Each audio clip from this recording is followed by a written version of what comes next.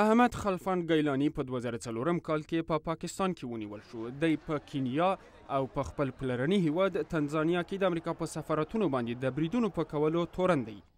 په 2006 کې ګوانتانامو ته ولېږل شو. هلته د محکمې لخوا د هغه د وکیلانو دغه ادعا رد شوه چې د دوی موکل د توقیف او تحقیقاتو په مهال په ګوانتانامو کې ځورول شوی او ټکول شوی دی. څېړونکي فکر کوي چې د هغه وکیلان به یو ځل بیا د نیویارک په ملکی محکمه کې هم خپل موقف تکرار کړي.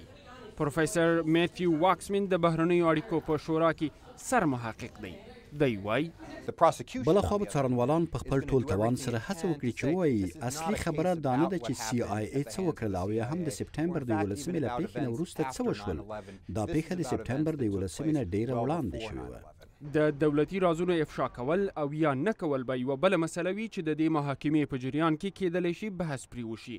مدافع وکیلان به د شواهدو غوښتنه کوي او څارنوالان به دې ته تیار نه وي چې دولتي رازونه افشا کړي. دولت به هڅې کوي د امکان تر حده خپل استخباراتي رازونه پټ وساتي او یوازې حتمي برخې قاضیانو او ولس ته وړاندې کړي. خو د منلو او نه منلو پرېکړه به یې قاضیان کوي او په همدې ټکي باندې د اختلافاتو څرګندېدل هم ډېر امکان لري. پروفیسر واکسمن زیاتوي چې د تروریزم محکمو د امریکا د محاکمو قاضیانو او شاهدانو ژوند ته هم خطر پیښ کړی دی. خو جیمز کوهن وایي چې تر دې وړاندې هم د تروریزم محکمې شوي دي او داسې کوم جدي خطر نه دی رامنځته شوی. زه فکر کوم داسې ښکاري چې د محاکمې ترسره کېدل امکان لري. موږ پخوا هم د امریکا په فدرالي محاکمو کې د دې ډول دوسیو د فیصله کېدو بیلګې درلودې او په بشپړه سالمه فضا کې ترسره شوې او کومه ستونزه نه ده پیدا شوې.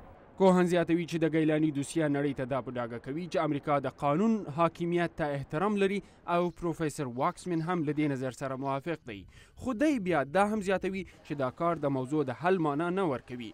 پوښتنه بیا هم په خپل ځای پاته ده چې مشکوکه ترهګر باید ملکی محاکمو ته وړاندې شي او که نظامي محاکمو ته. ایوب خاورین، د آشنا تلویزیون، واشنگټن.